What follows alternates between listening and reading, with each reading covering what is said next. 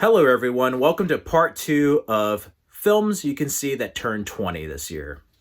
And I went over so many films from Terminator, Charlie's Angels, Hulk, X-Men, Pirates of the Caribbean, The Room.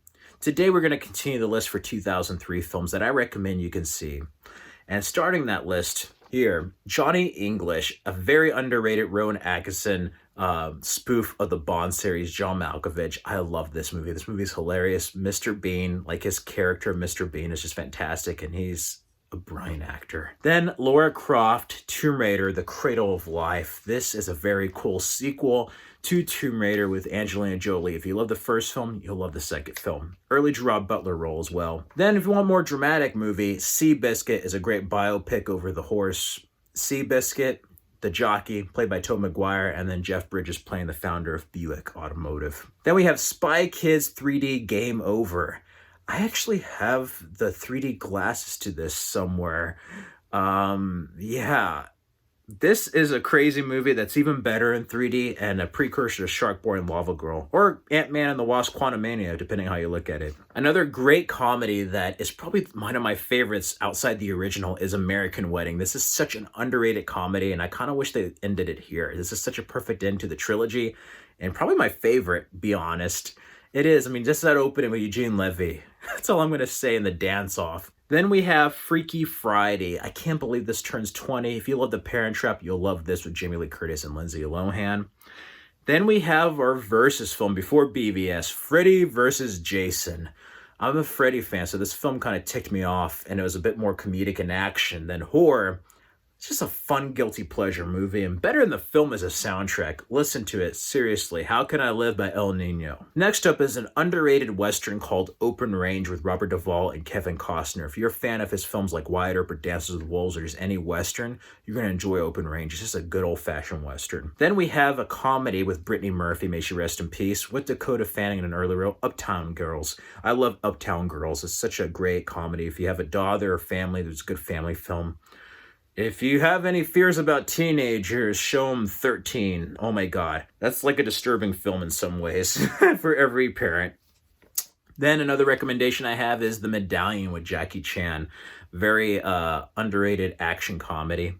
Going with horror, if you're in the mood for another horror sequel as good as Final Destination 2, I recommend Jeepers Creepers 2. Love both Jeepers Creepers films. They're scary. Going with more of an obscure, underrated film, I recommend Sin Eater, or should I say The Order, starring Heath Ledger.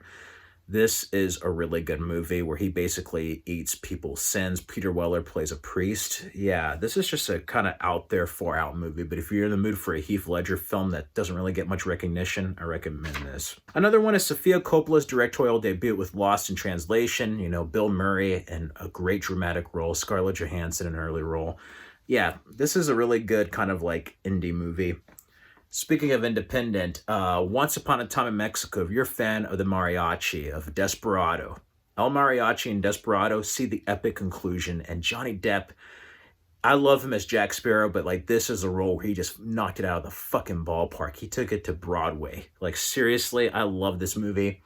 It's sad what happened with Selma Hayek, but we still get her and Antonio Banderas together, the soundtrack by Robert Rodriguez.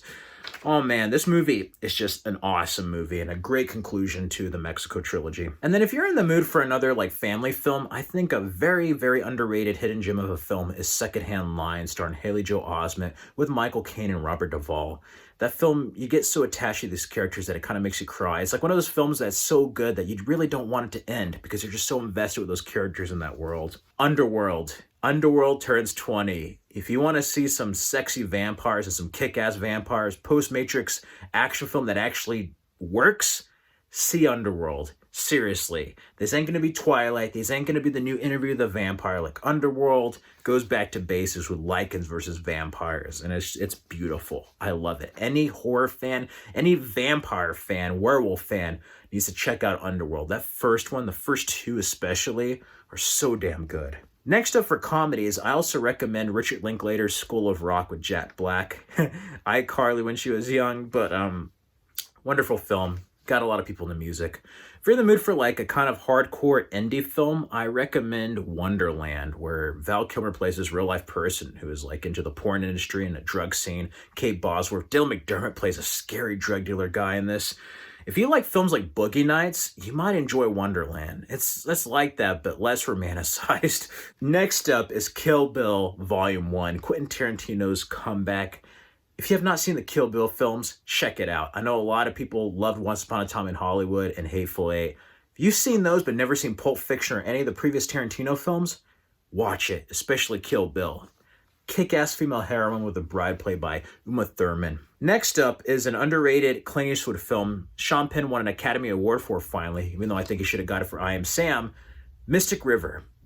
Great mystery about like this man's daughter being killed and him trying to find the killer. Tim Robbins and him give an excellent performance. Next up for horror, we have the Texas Chainsaw remake. This is probably one of the early remakes of the 2000s that actually worked. Jessica Biel was great in it. Next up, if you're in the mood for a drama, I recommend Radio with Cuba Gooding Jr. and Ed Harris. Such a good movie. If you're a fan of like We Are Marshall and Remember the Titans, you're gonna love Radio. Then for a comedy, it's not as good as the first two, but it's still just as funny in many ways, even though it's PG-13, and I recommend Scary Movie 3.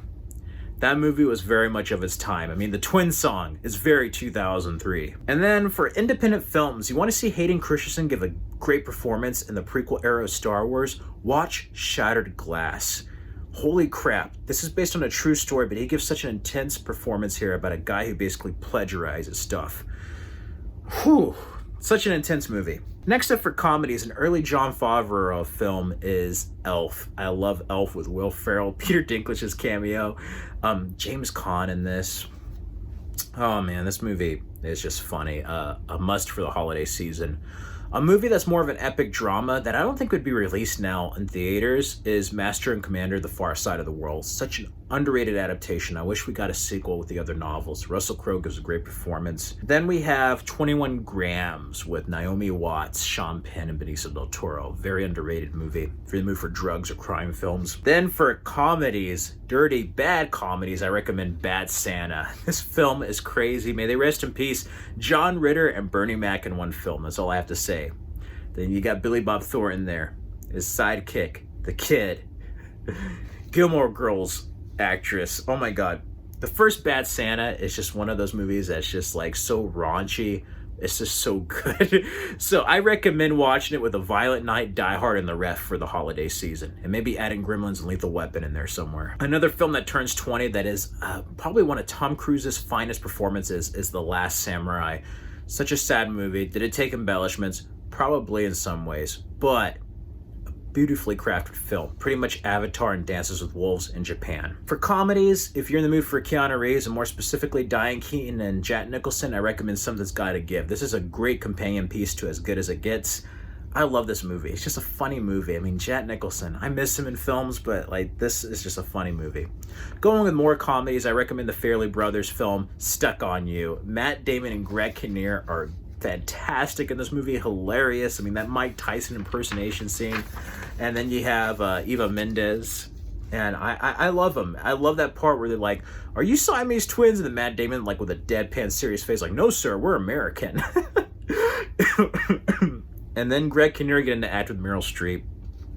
It's just a funny movie. Return of the King is one film that I can't believe is 20. I remember there being like 30 minutes of previews. We went to an 8 a.m. showing and got out at 12 p.m. That's the longest I've been to a movie. My ass hurt it so much sitting down with the 20 different endings, but I have to say it was epic, and I highly recommend seeing it if you've never seen The Lord of the Rings. Such an epic conclusion. The extended version is even better, but I dare say there's only one return, and it ain't of the King, it's of the Jedi. But still, check out Return of the King. It's an awesome movie. After that, another recommendation, a great film, underrated from Tim Burton, is Big Fish. I love this adaptation. Ewan McGregor in this, Marion Cotillard, Billy Crudup, so many people in this film. Danny DeVito. Such a fantastic Tim Burton adaptation, and if you love stories and heartfelt father and son moments in films, check it out. Finishing up is Cold Mountain. This was an Oscar winning film. Nicole Kidman, Jude Law, Renee Zellweger. Fantastic Western romance, kind of epic. And then another film I recommend, Patty Jenkins, is Monster. Charlize Theron and Christina Ricci. I mean, she plays a real person, but Charlize Theron is unrecognizable here, and she, in fact, is a monster. If you want something screwed up, if you watch The Dahmer Story and all these serial killer Ted Bundy stuff, watch Monster. It's a screwed up movie and an excellent early Patty Jenkins film. Last up is a film that I don't think is as good as some of the predecessors, but I think is still underrated, and that is Peter Pan. I personally like Hook, but I have to say, getting used to the Peter Pan movie, it's much better than the one with Hugh Jackman in the 2010s. Oh my God, this is more faithful to the source material. Jason Isaacs playing Wendy's father, and Hook, he is such an underrated Captain Hook in this film. Like, he makes the movie as Captain Hook. I love it. And even though I wouldn't say it's as memorable as Hook, it's probably one of the most underrated adaptations of the Peter Pan story. Anyway, that does it for films that turn 20 you must see. Let me know some of the films that I may have missed that you recommend for me to see down in the comments below. Let me know some of your favorite films of 2003. Yeah, I'm old. We're old. Time moves on, but it's a testament to see that some films are still remembered 2 decades later. And yeah, we all have different films that mean different things to us. And that's the brilliance of filmmaking, is that, like, we put our emotions to where we were, what was going on in our lives, that age, what it did to our lifestyle, how it fed into our perceptions of the world or ourselves, you know? So let me know down in the comments below. In the meantime, you can subscribe for more videos and check out these other videos for more content. Stay safe and healthy, everyone. Till next time.